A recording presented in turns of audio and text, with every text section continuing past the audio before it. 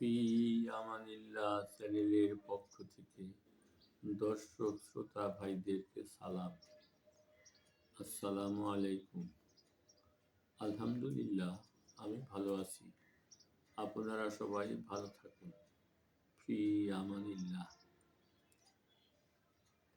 আল্লাহ এবং আল্লাহ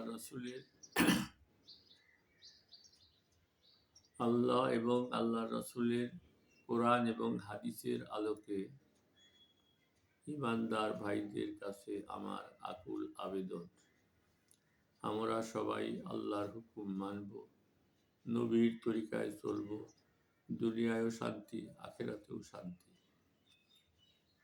হাদিসে পাকে আছে,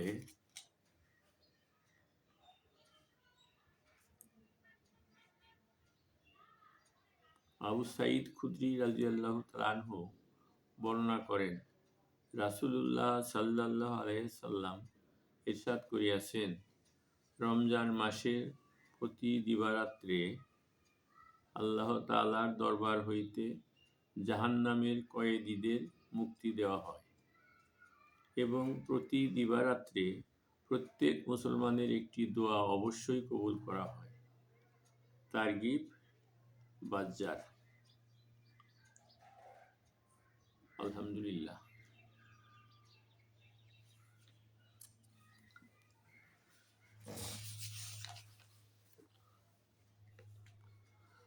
আরেক হাদিসে আছে, হুজুর আকরাম সাল্লাল্লাহু আলাইহি সাল্লাম ইরশাদ ফরমাইয়াছেন, 3 ব্যক্তির দোয়া ফেরত দেওয়া হয় না।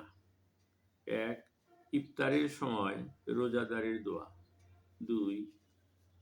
ন্যায় বিচারক বাদশাহের দোয়া। 3. মাজলুম ব্যক্তির দোয়া। আল্লাহ তাআলা তাহার দোয়া মেঘের উপর উঠাইয়া লন, আসমানের সকল দরজা উহার জন্য খুলিয়া দেওয়া হয় এবং আল্লাহ পাক ইরশাদ করেন, আমার ইজ্জতের কসম, আমি অবশ্যই তোমার সাহায্য করিব, যদিও কোনো মঙ্গলের কারণে কিছুটা বিলম্ব ঘটে।